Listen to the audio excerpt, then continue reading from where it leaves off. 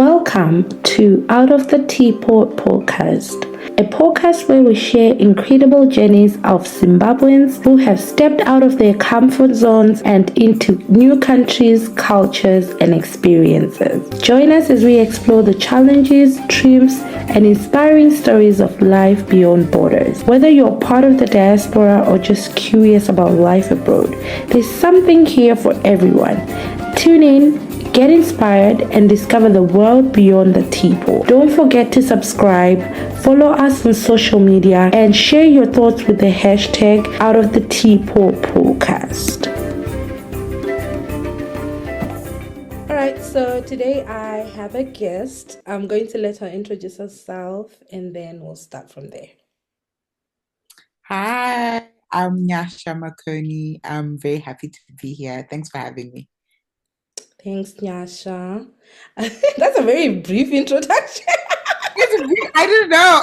I didn't know what to say. But yeah, no, I'm Nyasha. I'm a mid student. I recently, I've been in Zambia for the last year and some change. Before this, I was in the US for 9 years. Then I came back to Zim for 2 years, and then yeah, so when I was in the US, I was kind of doing like school and working and stuff like that. So yeah, that's a bit about me, but we'll get into it. Love it. Love it. Okay. So let's talk about being in Zim, like growing up in Zim before you left. How is that situation like? So I feel like we were like the very, very last generation that had a taste of like relative normal dysfunction in Zim. Growing up, I had a very comfortable life. I went to private schools. Everything was like pretty much fair. I Mhm. think in 2007, 2008, 2009, when like the economy was really bad, I was in high school. I think that's when we realized, what, um, as kids, we were kind of sheltered from what was going on. I think our parents did a good job. And then Right. in high school, the reality hit us because now you are feeling it even in the schools that things are not okay. So to be very honest, when I think about my childhood as a Zimbabwean, it wasn't bad, but you could definitely see that things were not good. Yeah. So by the time when I finished high school, like things were a bit stable. Like we were really like using the US dollar, and people were just, you had a coalition government, all that jazz. So I think for a lot of my classmates at the time, we had really kind of been told like, you need to be looking at schools outside of Zim. Like, Hmm. that's the plan. And Right. obviously private schools, like you're kind of really pushed there. Most of your colleagues are not staying in Zim. They're either going to SA, they're going to the UK, they're going to Australia, US, all that stuff. Hmm. So I also followed that route. I applied to schools in the UK, applied to schools in the US. I got into the school I wanted to go to, which was Michigan State. And I was like, we're off to the races. So yeah, the childhood wasn't bad. I think it was like there was still hope and still options for us, I guess, when I think about it. Right. How was the process to apply for, unis in the US? And do you think like being at a private school actually helped in the sense that you had exposure and that, the application process did not seem like far-fetched, well, because you're a private school kid? Yeah, no, absolutely. I think private schooling helped tremendously. We had a careers counselor. We literally had like Education USA coming in.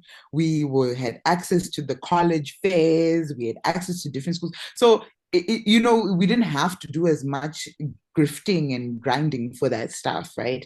And even the applications, things we were held accountable because our careers counselor and everyone were like, the deadlines for SA applications are August. The deadlines for the US ones are thinking. So we were always we had the level of really great support to do those things. And to be honest, when I think about my application process, yeah, it was a bit tedious because it's like a lot of filling in things, but it wasn't hard because I think we had support and we were told what to look out for, and we had first-hand experience with those schools. In fact, even for the school that I got into, the one that I went to, Right. we there was like HIS had the college fair, and they happened to have that school. I went straight to the admissions officer, like, hello, my name is Nyasha. I'm applying to your school, and I hope you see. And in fact, that lady, even now, we're still friends on Instagram and Facebook and everything. Oh, She's look the at one that. who was like, message me, she's like, Wapinda, you've gotten in.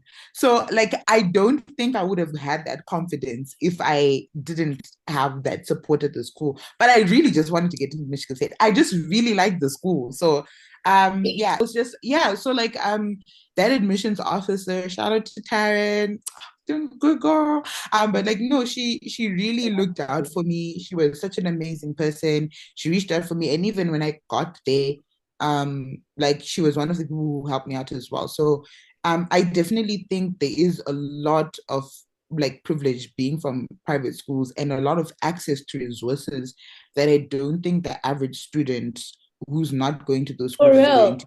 I'm just trying to think like, well, I was at a mission school, and the only time that we got exposed to like outside schools was when this school, it was really shady though. It was a South African school.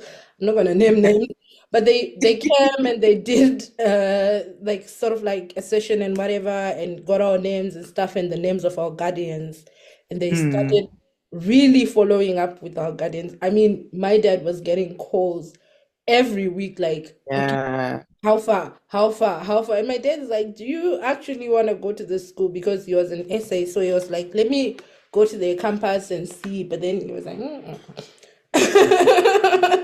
So other than that, we had to wait after high school to get our results to then finally, I mean, for me, that is, I'm sure for other people, though, to Mm. wait after high school, get my results, and then finally apply to use it. No, I think, you know, I definitely took it for granted when I was in high school because that was the system that was in place.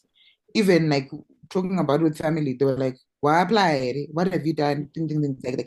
It, Right. I in my head, I just always assumed that by the time I have finished high school, I have applied to all the schools I'm supposed to apply, and I that's literally what I did.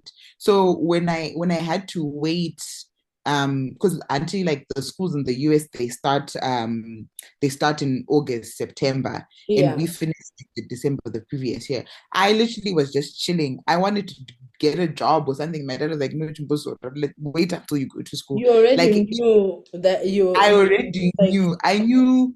I think I knew by January, February that I was going to Michigan State. And I already made, like, I got a partial scholarship, but I'd also, you know, my parents had to also pay some stuff. And it wasn't easy, but I think there was already a comfort knowing I know where I'm going. I mhm. know what I want to do. So, yeah, I definitely took it for granted. If I look back at it now, even with some of my classmates in the program that I'm in now, I'm just like, Mhm. yeah, it's a very different experience compared to what I had. Exactly. Oh, nice. So, how was the visa process? I'm sure it was not that bad given that you had the school admission already. So how was that process like from like you had a mini gap year, not really a year, some months, Yeah. to focus on your visa process. What did you do like just not the visa, or like what did you spend your time doing? So I'll start with like the visa stuff. The visa stuff, yeah, definitely it wasn't hard. I Mhm. think also the administration that was there in the US was very different. So you knew that if you had admissions and you had a good record, you were getting in. I'd never had any issues with the US visa thing. In fact, I always looked, I'm going in and then I'm coming back tomorrow or the next day to get my passport because my visa stamp is there. So Right. it was very easy. And I think also because of having like Education USA come in and all those things, we were prepared for that. As for the time that I spent, um, when I was at home, I wouldn't even lie to you. I was bored out of my mind.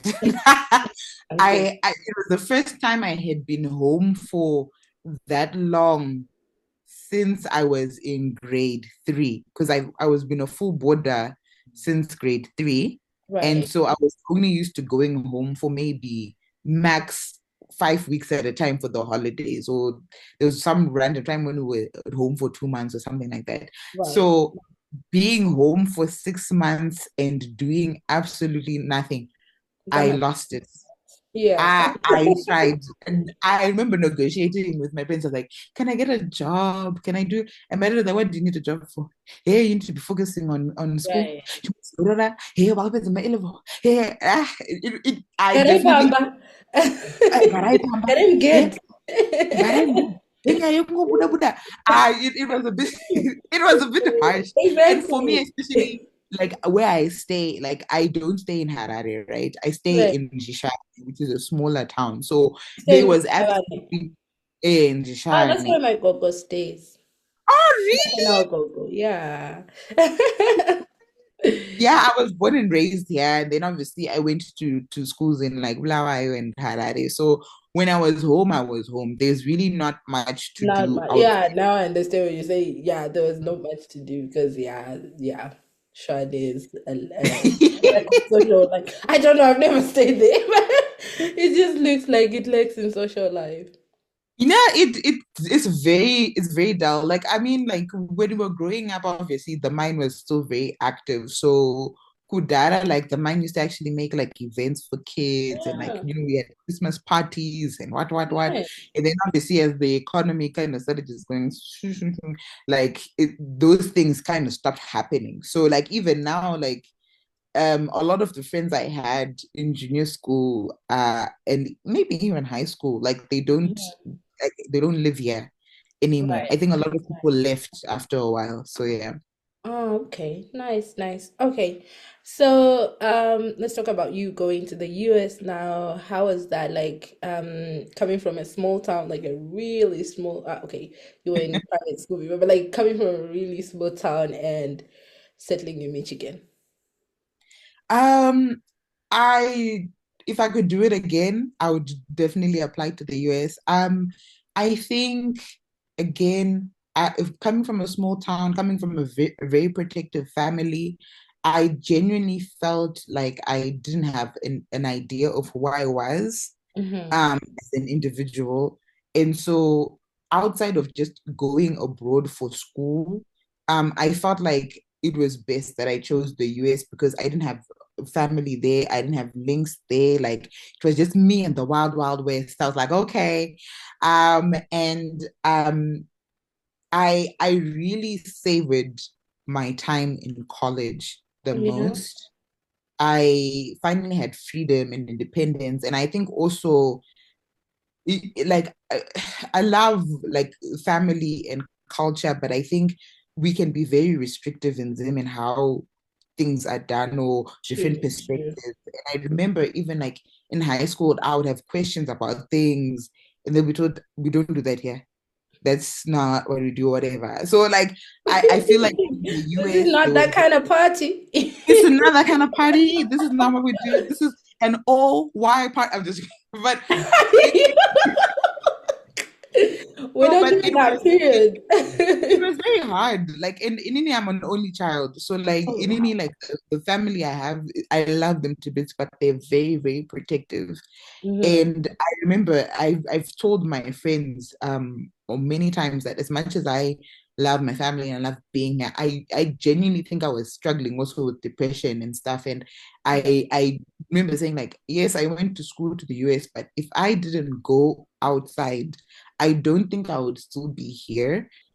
I know it sounds very dark, but I just genuinely didn't know like who I was. I knew what I was told. Like, this is who I am. This is Mm-hmm. Nyasha. This Mm-hmm. is Right. what I do, whatever. And a lot of my my expectations were very much like this is what the family expects of you and everything. So being in the US, my time in the US was very eye-opening.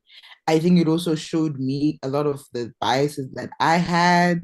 It also Right. showed me the things that I thought, I should be considering. Mm-hmm. It was such an eye-opening experience, and I got to learn so much. I don't regret it. Like, I one thing I will give the United States is that people are loud, people are crazy, people get to be themselves and freely. It's a Yeah. hot pot of so many different cultures. Like, in the school, like Michigan State at the time when we went, it was a school of 50,000 people, students, and 10,000 of them were international students. So Right. you are mixing with so many Many different different people cultures. And and I different. guess that's also the whole idea of people moving outside, because I see some people move outside and they still take their home selves to there. Not that you should throw away your authentic selves, but like all the prejudices, all those like Mm-hmm. conditioned like notions, you come with them and you don't like sort of like open your mind to different experiences, to different lived experiences. Which is like, okay, so why did you even bother? Just stay where you are if you're not going to open your mind a bit. No, and I think that's true. And I think it was also like our Zim community on campus wasn't that big. Like, I think when I started off, I think we were maybe like 6 or 7 people. Like, there's 6 Zimbabweans, 7 Zimbabweans, Yeah. then there were maybe 12. Then you have other people who were like there are 1,000 people Did from you this gel country. though with your fellow Sim community? Yeah, I find lucky. Like, I had a friend of mine, like, who was actually a senior of mine in high school, so she was already there. Oh, There were other people I met who I got to meet as well from there, and it wasn't bad. Like, I think that we knew of each other and we got along with each other, but because we were so few, I mm, think we were very much immersed into the MSU community that side. So, like, and for me as well, with me and the other girl who was from the same high school, we were also like intercultural aides, kind of like the RAs, but like with extra, like, intercultural training and stuff like that. So we were even more invested in like being part of the community because, yeah. nice, nice. Okay, so which degree were you pursuing there? So when I went, I knew I wanted to do medicine, but obviously in the US, it's a pre-med system, so you do like the 4 years, whatever, whatever. So I did human biology as my pre-med degree. But the reason why I also chose Michigan State is that it's such a big school. It also has different programs, like artsy programs. So I Right. wanted to continue French because I never got, like, after O level, they're like my subjects, molecular medicine. Let's, I Friendship. in the past, exactly. So I was like, oh, they have a French program, excuse me, and then they also had like apparel and textile design because I wanted to be a fashion designer as well. So when I got there, the first week of orientation, they're like, okay, fine, you want to do medicine, so these are the subjects, and my A-level subjects actually covered like all of my first year credits. So I came in doing second year classes, so it was great. And then they're like, okay, yeah, you can enroll you in some of the French classes. Let's see if you want to do it as a minor. And then I took so many classes, it ended up becoming a dual degree. And then for the apparel textile design, that was dead on arrival because the art department first come is the students in the art department. So by the time I came in, those classes were some of the classes I wanted to were gone. So I was like, it's okay, I'll stick to these ones. So that's what I ended up doing. I ended up doing a bachelor's in art, a bachelor of art in French, and then a bachelor of science in human biology. So do you speak French? Oui, je parle un petit peu. I speak a little bit. I think I'm a bit rusty. I Obviously wanted because to check if my Duolingo French is actually real French, because this all has got me effed up. Like it is harassing me. But whenever I'm listening to French TV, I can't hear anything. So I'm You like, know what? It takes practice. I think the thing that made it easier for me was looking at listening to music actually.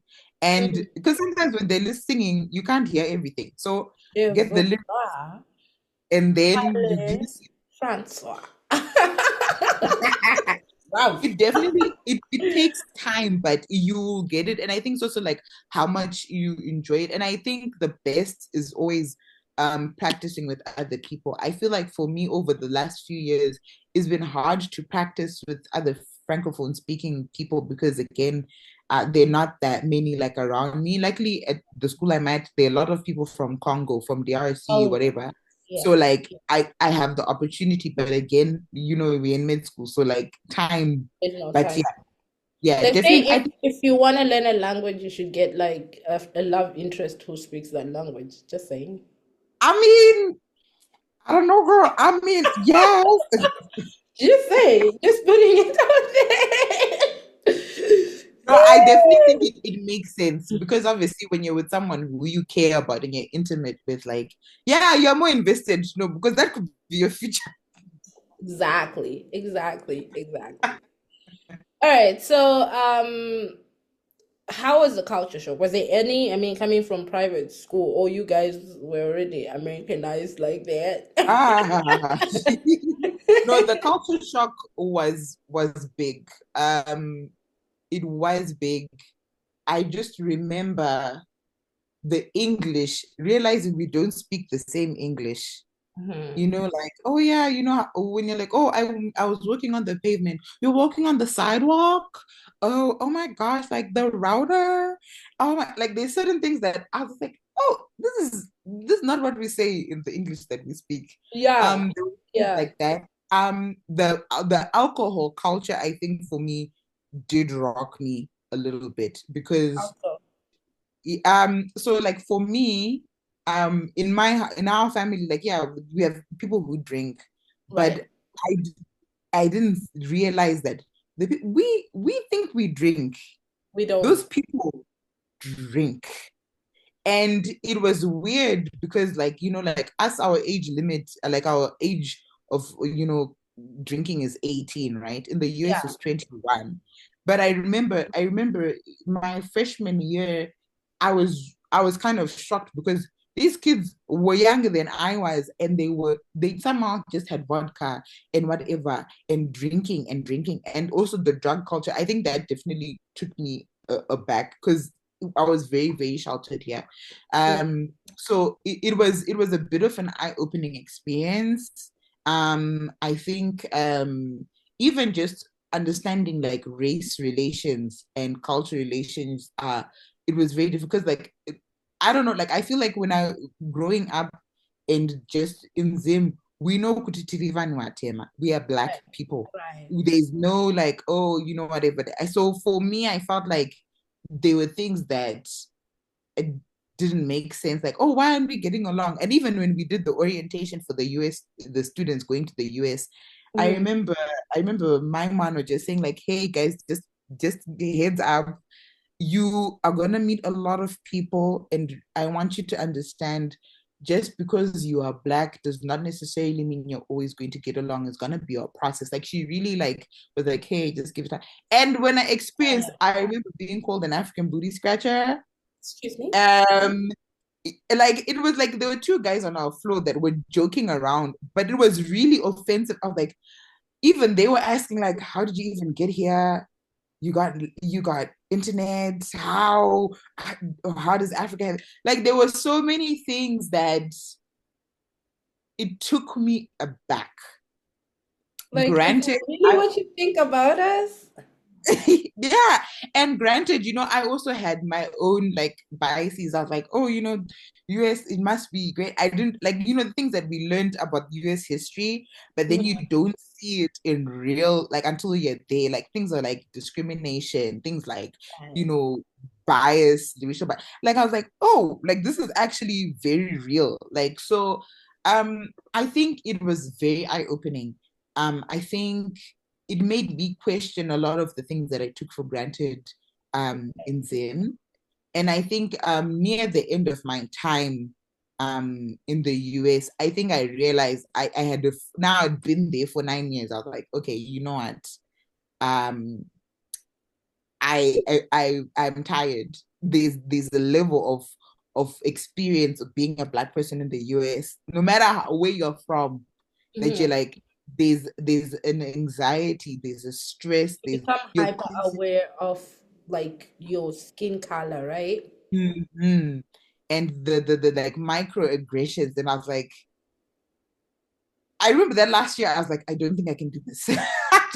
It was one of the reasons I was like, I don't think I can do this anymore.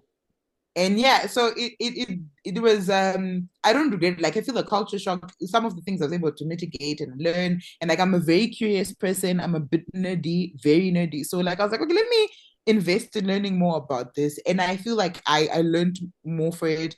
I have such a big network of friends because of that. Right. But yeah, it was interesting. It was a lot. Yeah. You said you spent 9 years there, so your degree was how, like, it was that long? No, so I did my undergrad program for 4 years. So I was able to do those 2 degrees in 4 years. And then again, I was trying to do medicine, right? And my grades were good, but they weren't like, I wasn't a 3.8 GPA, whatever. And I Yeah. remember my advisor was just like, listen, girl, you're an international student and you want to apply to med school. I'm not even, she wasn't even being mean. She was just saying it like this. And I was like, actually, I I'm not ready to be in medicine right now, but I do want to do a public health program. So I did that for the next 2 years. And then I Oh, also public health police. so so I did my master's. I did it for 2 years at Columbia. I did it. What did I do? I did health policy and management with a Right. global health focus. So I did that for 2 years, and even during my program, I was able to come back to Zim. I worked in Zim with the Ministry of Health for the AIDS and TB unit and the NGO that was affiliated with Columbia at the time. Mhm. So I definitely did that. And then afterwards, I started working as part of like an extension of my student thing. So I worked for like about 3.5 years. And then after that's when I came home. Yeah. Um, how was the cost of living though? Like being there? Girl. You have like apart from your stipend and um, like was that enough to cover for stuff? So for my master's, I did not even get a stipend. I did not have any money. I remember my parents, like, they basically took a loan as well to help pay for that. And I was like, yeah, the Delulu was not the Sululu at the time. No, it was because I moved from Michigan to New York. It was a huge jump in cost. I Right. was paying like, $430 a month for rent in Okay. Michigan last year. And So when even you were doing your master's, you moved to New York. yes, I moved to New To York. which school? Columbia. Okay. Yeah. I'm watching So Gossip Girl. So they talk about no, Colombia a lot. no, honestly, like going on the main campus, I was like, oh, now because I used to love watching Gossip Girl. Like, Mhm. oh, okay. So I really enjoyed living in New York. But the price jump was crazy. I went from paying 430 for rent. Then when I moved there, I got the smallest room in the apartment because there were other friends of mine from Michigan State that also were also going, and that Mhm. room was like 750 a month. And even when I look back at it, that was the cheapest rent I ever paid because I paid like 1,000 something for rent afterwards. Yeah. And this is not even including my Gatsy, the whatever, like there were all these different things. So my first year in New York was super fun, but super depressing. I remember just thinking like, how am I going to pay for any of these things? I was very depressed. I won't lie to you. Like I was very, very depressed that first year. But I made the most of it because like I feel like in New York, you have lots of people going through depression, but there's a lot of things to Oh, do. yeah. So like I feel like Was the school providing sort of like mental health resources to, yes, I think better for that that? was very helpful. Yeah, they did provide mental health resources. I think I went for therapy for a few times, but then I didn't click with the lady because I was telling her about all my things and stuff, and then she's like, "Well, why don't you just transfer? Why don't you just go home?" And I was like, "Okay, you're not understanding." You're not getting Yeah, it. she was this sweet old white Canadian lady. But I was like, you see, you're not, I'm a Zimbabwean immigrant. I'm here. There's no transferring. It's not going back. No, yeah, so I stopped going to her for a bit. I was like, and actually, I stopped going to her completely. I remember even leaving like a poetry book in her office, and she's like, "Oh, you left this." I was like, "Don't worry, that's for you. You Yeah. can keep it."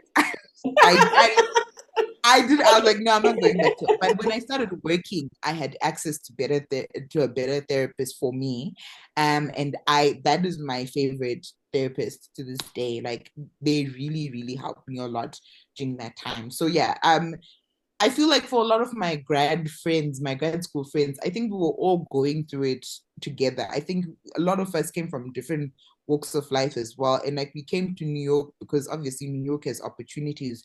We're public health people. We want to do all these things. There's lots of networking you can do.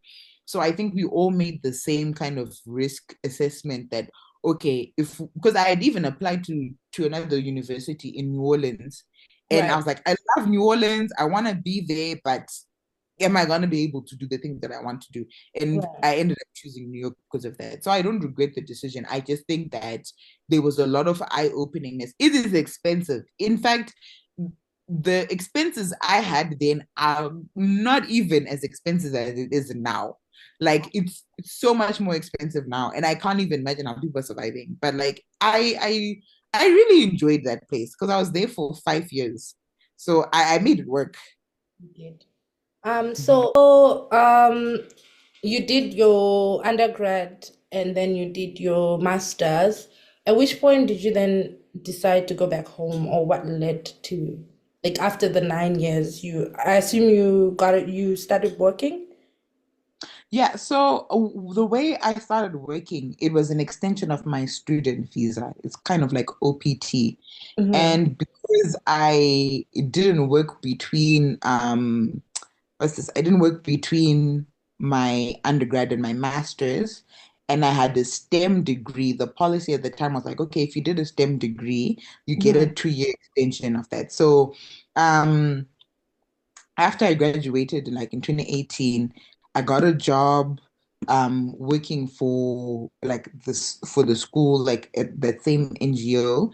And then I got another job, like a proper, like really good job as part of that extension, that student OPT extension, whatever, with a hospital there. And I was working doing liver like I was working in the health department doing like hepatitis B research and stuff like that.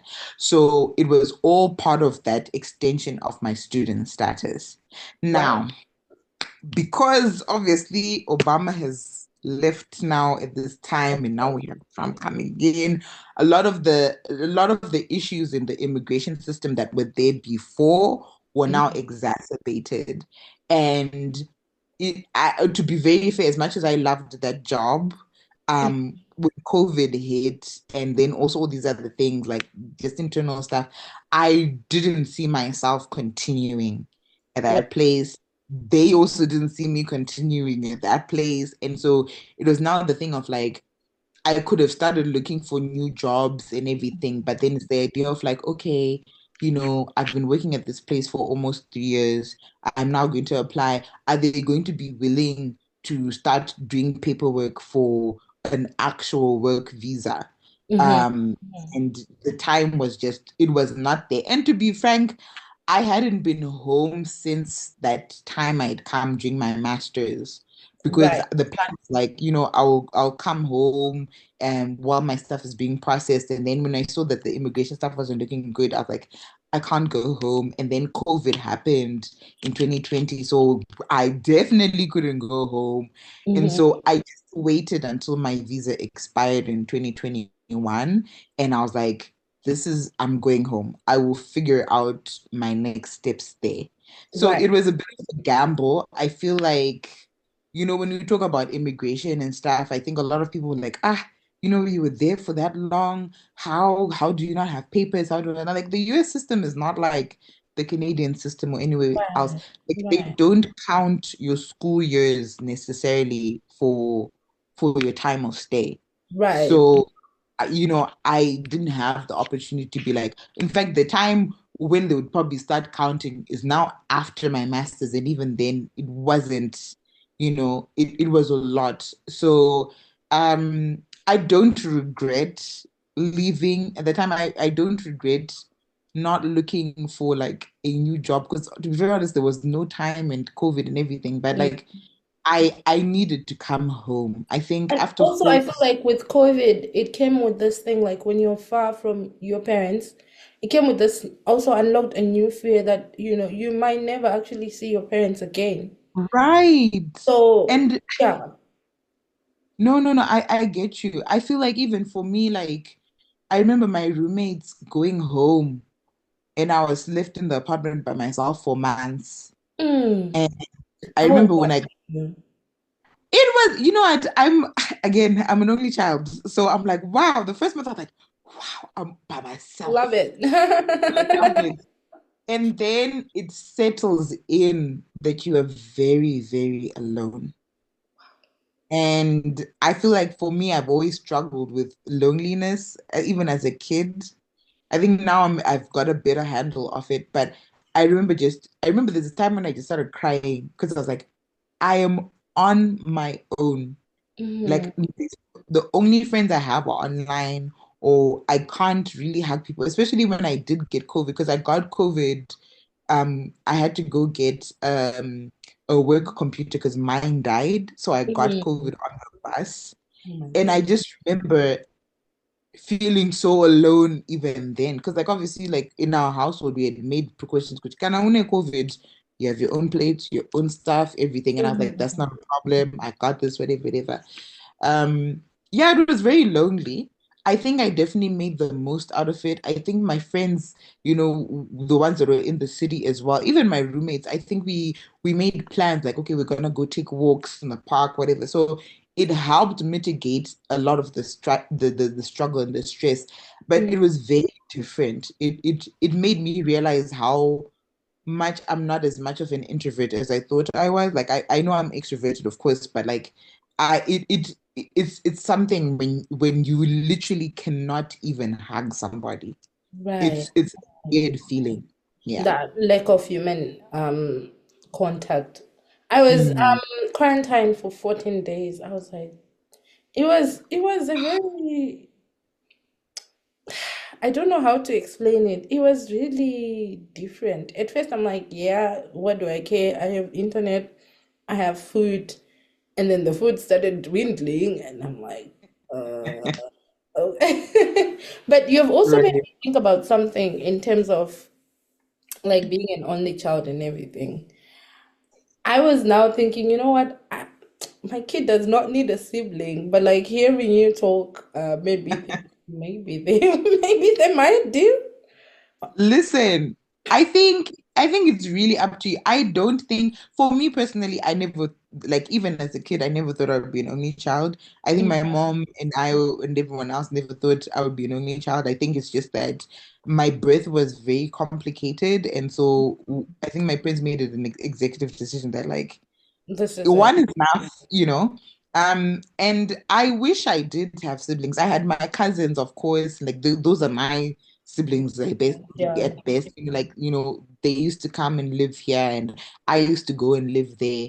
Mhm. And I think on a personal level, I think there's some things that when you have siblings, not to say that they can go through the same trauma as you, not necessarily, but like they're things that only they can understand because they're from that same household. Exactly. Um, They form from the same like background as you. So whatever you're going through, like if it's like a background thing, they can be like, okay, I think I understand yeah, what's going on here. Yeah, and also yeah. honestly, having like one of my co-producers is like my sister is here now, and I can tell you my world is definitely brighter. Yeah, I think it helps a lot. I think for me, obviously I'm super, super close with my cousins, my baby cousins. They're like my baby brothers and sisters. Like, Mm-hmm. also I think my family is also very tight knit. So I grew up with a lot of people, but it is very different. I think it made me more interactive with making friends because the friends I have are my Mm-hmm. friends for life. Like I've Yeah. had friends from junior school, from high school, from college. Like we're still talking. I don't have a lot of like tips. I can count the issues I had with friends in my Mm-hmm. hand, like with people I'm no longer friends with or anything like that. But I'm very grateful for that. They are my chosen family. And it's also nice because I remember my mom was saying like, she wished she knew my friends when I was like in the US because it's one thing to know people and you hear about them, but you Mm-hmm. actually take it to, I thank you Mrukuchengeta mwana wangu as well. Like I think it's something that's really meaningful. And so now I make it a point, like if I am calling people or if we're having a FaceTime or anything, and my Mm-hmm. mom walks in, I always like say, Mom, say hi to whatever, Yeah, just to she so gets an that they idea. can, yeah, have that Yeah, idea. because she never had the chance really to get to know my friends once I left like that. Mhm. Right. So, like, how did you find home coming back from 9 years being in the US? Like, how was Zim now from your lenses? I hated it. I hated it. I'm going to be very, very honest with you. When I Mhm. left for the US the first time, I was very dululu in the sense of I was negative. No, I'm going to come back. Yes, I'll get my papers in the US, but I'm going to come back. I'm going to help build a better Zimbabwe. Like, don't get me wrong, I don't think there's anything wrong with that. I think Bob that the in being Builder. well, we share the builder. We are here building. Yes. Babaki Venika. We're trying to do all these things, right? Oh And my I goodness. I think I remember I would come visit once or twice in my undergrad time. Then when I came for my master's practicum, now Mhm. I'm working with MOH. I'm seeing how the sausage is made. And I remember when I was in my master's program, I was like, I want to be the Minister of Health. I want to do all these things. And then I saw firsthand something, not, and I'm not taking this away from anyone because I think there's so many amazing people who are working in the ministry and working in healthcare, whatever, Mhm. but they no support. There is like you start to see how even like nobody will say this NGO, this NGO is paying for this, and then this one Mhm. is, and then it I think that was the first time when I realized, Kuti, I don't think this is feasible. That's what I was like. I don't think this is feasible Mhm. because like things were now bad. And then I came back, finally came back. There's no return, there's no visa, there's no school, there's no nothing. Like you're here. I'm here. That first year, it was difficult because now I'm not working. I Mhm. have no income. I think there was also like a reverse culture shock as well for me and my family because again, my family had different expectations of like what I'm going to be doing. Like I remember having conversations, excuse me, having like arguments with my dad because I love my dad so much, but he had seen me as like this A level girl from Mhm. high school. Like I end up with uni. Wait for 9 years. And in his mind, I think he still had this mentality, this is my baby girl. Yeah. She's not going to do anything. So we got into a lot of arguments. So I got a job, like I got like a part-time job, like with the person I was dating at the time in the entertainment industry. I don't recommend dating and working with someone you're working. I knew from then, but I just, I needed a job. So Of course. I was, yeah, I got something, but it wasn't paying a lot. Like, you go from, you're working and you're getting thousands of dollars, even though it's not enough based on Right. that. And Oh, yeah. then The cost. like $200, $250 or something like that. Mhm. So the first year was really difficult because I feel like I was trying to make it work for me in Zim, but Mhm. also really applying to places. I was applying to med schools. I was applying to to different jobs. I got interviews. I was like, I'm very qualified for these things. In fact, I remember even applying to NGOs in Harare and everything. And I wasn't getting anything. I was like, what's going on? I had friends of friends. I talked to them. And I was like, what's happening? What's happening And here? it's not happening. And I just remember, like, I was just like, as much as I love Zim does not love me the way I love Zim. I need to get out of here. So Realization right there. I realized it. And it's hard because I feel like even now that I'm home, like I'm still thinking about, like, could I make this work? Could I make this work? I don't really know. I'm still very much like, let's find other places to go. But Yeah. yeah, no, it was very difficult. I think there were a lot of arguments in my family. There were a lot of arguments, a lot of just difficult things because I was trying to find a way to make it's sustainable for me to be here, to try to be independent, whatever, but it just wasn't working out. So I think there's even a time when I'd even given up on med school because I was just like, I'm getting into the schools, Yeah. but the money, is not there. And I think near the end of 2022, that's like I was just like, okay, maybe I'm not meant to be in mid school. I don't know what the plan is.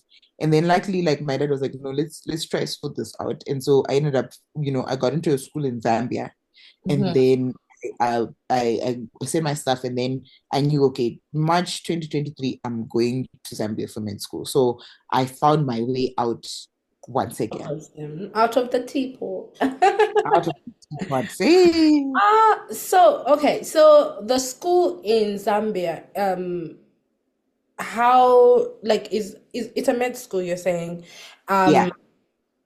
The fees, I'm assuming they're not like US kind of fees. Oh no, they are a fraction of the cost. And it's still like like compared to what other students are paying in Zambia, yeah, it's very expensive. But compared to Zim, I'm like, this is very very nice, Very good, Yeah, very so nice, nice. yeah, I mean, there were hiccups with the school as well. I feel like there's some of the things that they told us it was about it, like of infrastructure. It was not giving.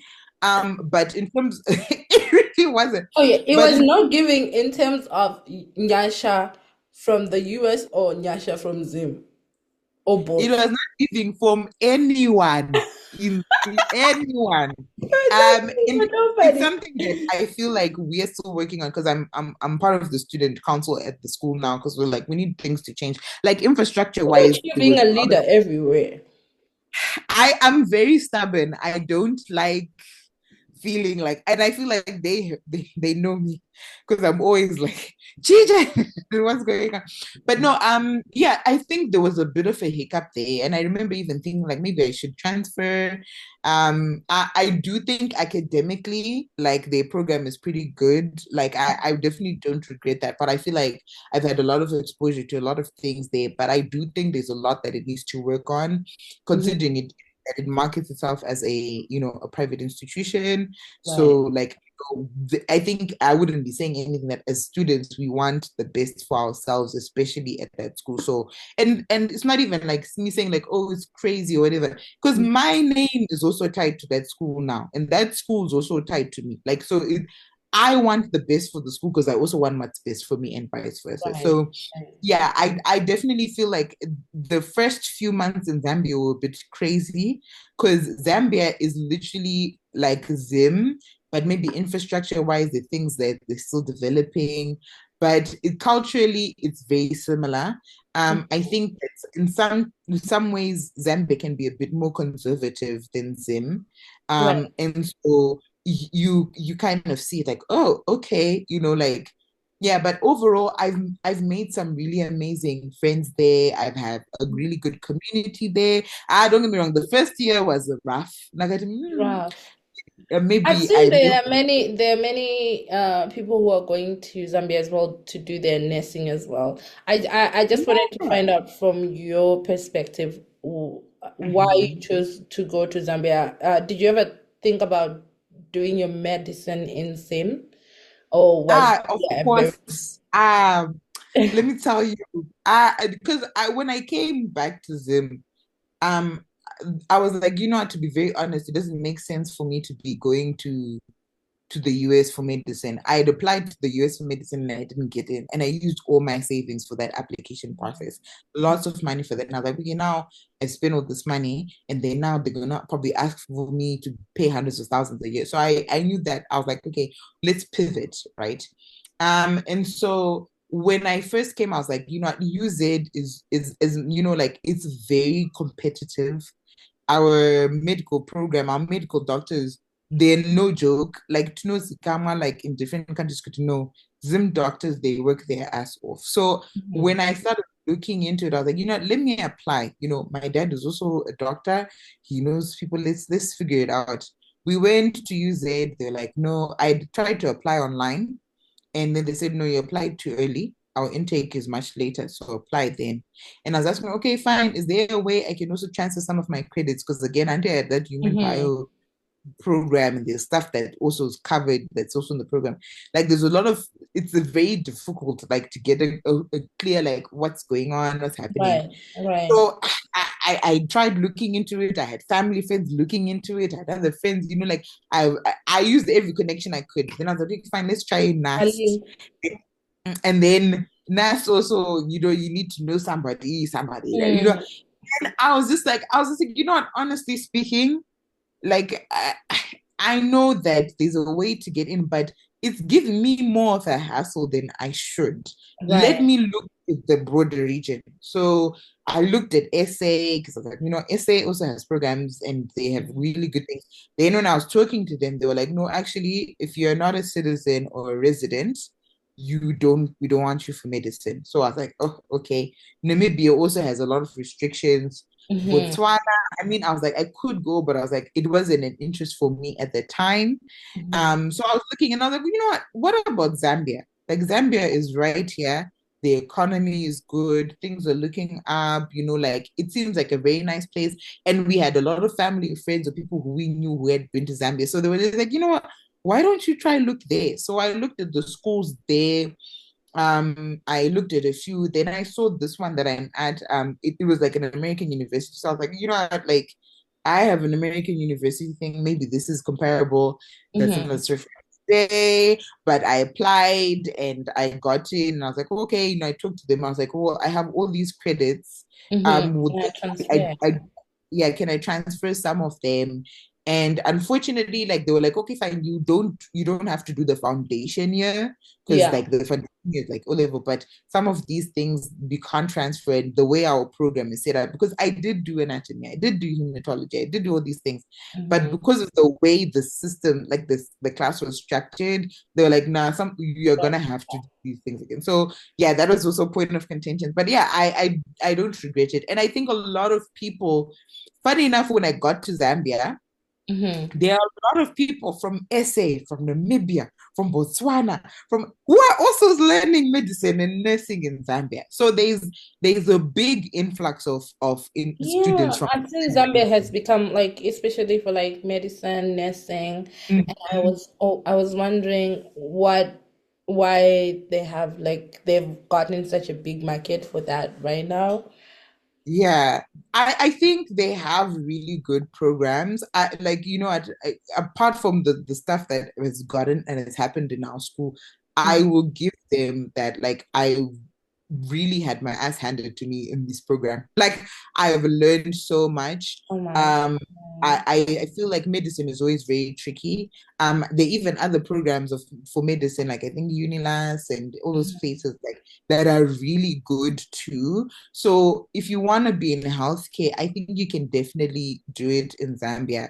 The only thing now I think that people are having conversations about is that there are lots of people in Zambia who are doing these programs, and obviously you can never have too many doctors, but in this case, like you now need to find a way to fit them, like, and not everyone can stay in Zambia.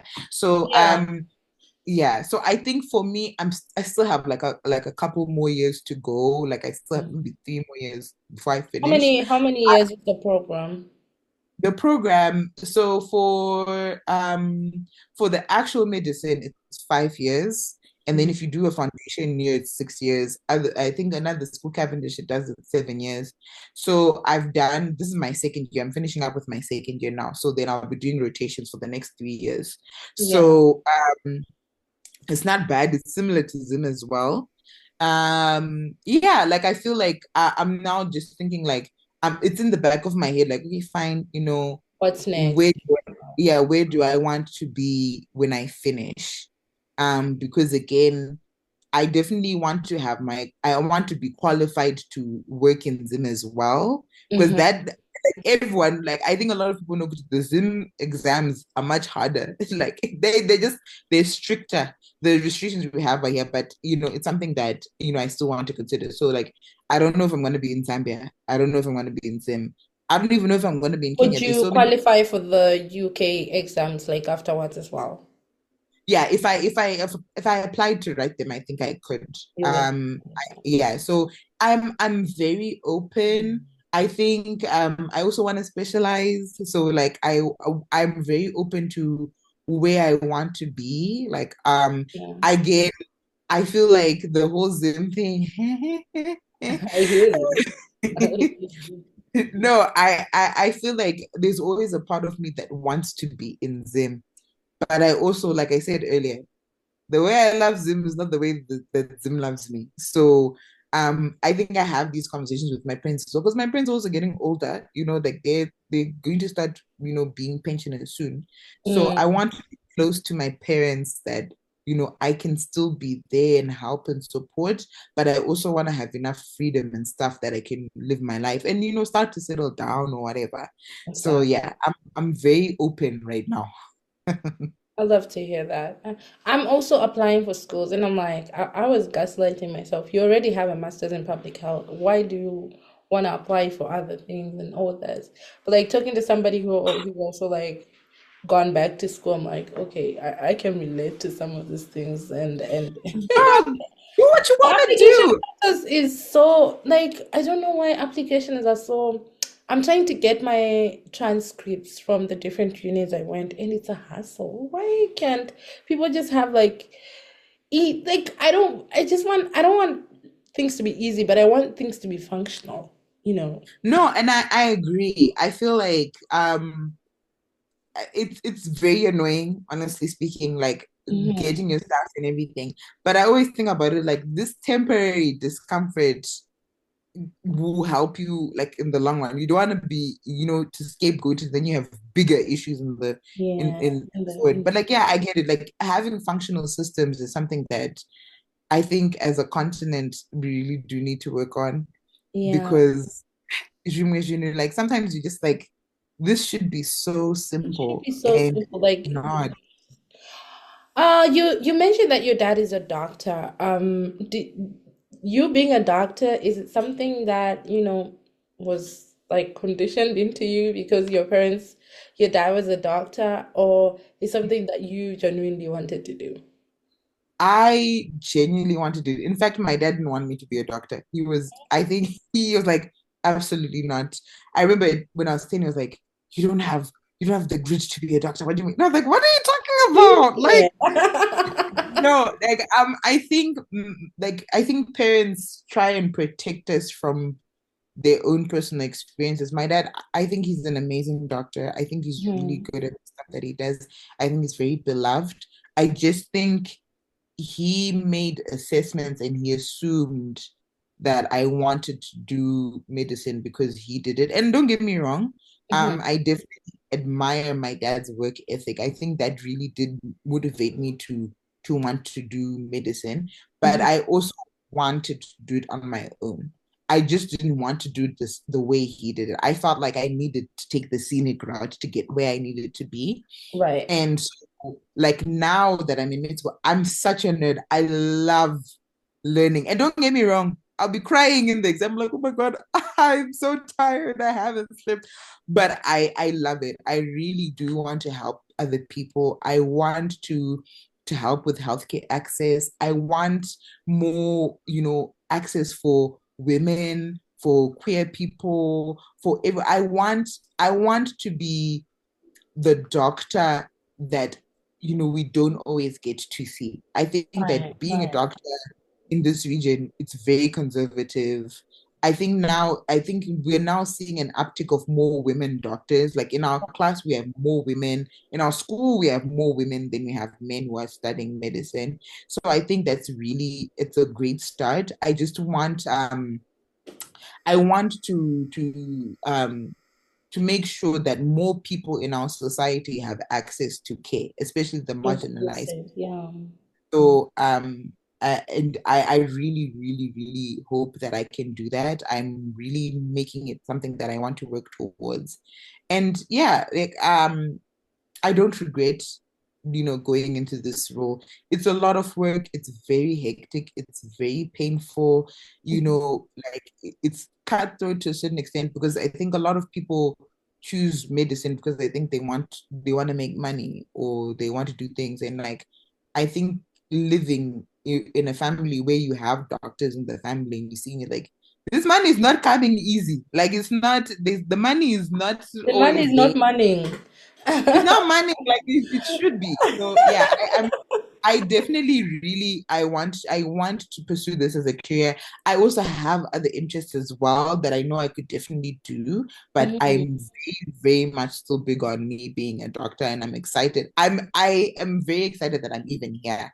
Because again, the whole thing you're talking about, oh, you have a master's, you've done this school, why do you need to go to school? I think that if it's something you really want to do, you should do it Mhm. or to do it, if you can make it work, you should, because it doesn't hurt to have more Have the knowledge and to have more qualification. Yeah. experience and everything. Yeah. Oh my goodness. You ate with that little bit. With that last bit you ate. Because I felt like you were talking to me directly. Oh, this has been so much lovely. And so just as we're winding up, do you have any like pieces of advice or links? Skudama links. Pieces of I advice mean, just to people who are thinking, who are considering, or who are learning outside the country, and yeah, just yeah, that. my links, I don't have anything at the top of my head. Like obviously my social media is very private. So like, it's just Dimanyati if you want, but again, it's very private. So Yeah. but I think the one thing I would say as a word of advice to people is that it's okay for you to take the scenic route to your journey. I think sometimes we rush ourselves to to do certain things at a certain time because we've been told this is what we're supposed to do. And I fell into that trap a lot. I am in my early 30s. I'm 31 now. I'm taking my time. I'm working at it. I'm really enjoying my life. And I would like to tell people like, don't worry too much about these milestones, these life milestones, but by 25, by whatever that. Work towards what you want to work towards, and you will get, as long as you're consistent with it, you will get there. So, yeah, it's okay for you to take the scenic route. What matters is that you're going to get there eventually.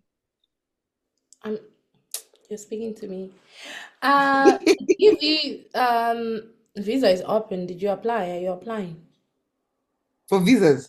The DV, the whatever, the one for the Oh, youth. yeah, I definitely applied already Okay. because I don't know, you know how I feel like it's like, yeah, I loved America, but this happened, whatever. So I definitely applied. I Okay. did. I just want to see if I got it or not. But Mhm. anything. I actually urge people to apply, especially like Yeah. Zimbabweans, because we don't have that many.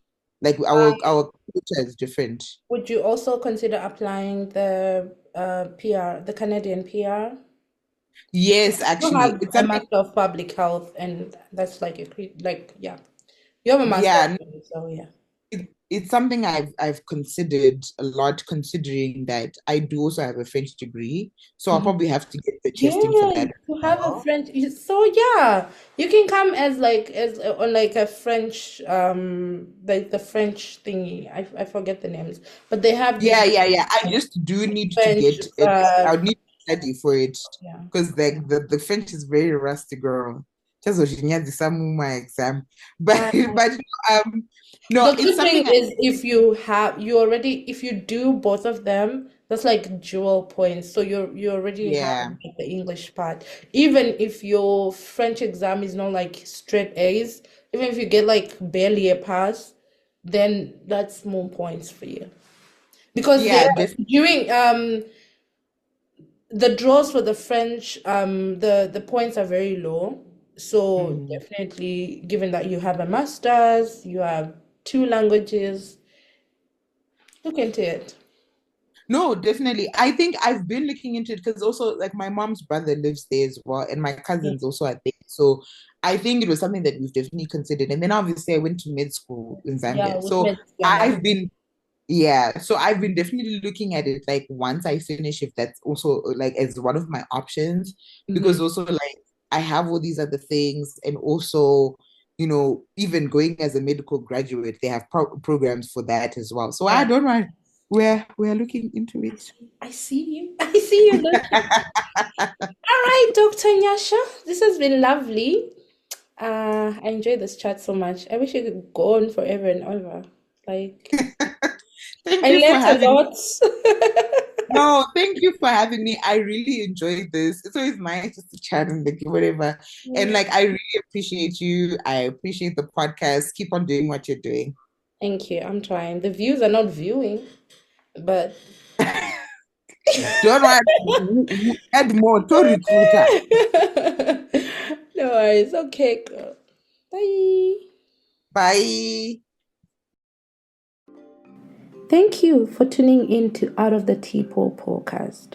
We hope you enjoyed today's episode and feel inspired by the stories of Zimbabweans making waves around the world. If you loved what you heard, don't forget to subscribe, rate, and leave us a review. It helps others discover the podcast. Follow us on social media to stay updated on upcoming episodes and behind the scenes content. And if you have a story to share, we would love to hear from you. Use the hashtag Out of the Teapot podcast or reach out directly. Until next time, keep exploring, keep learning, keep growing, no matter where you are in the world.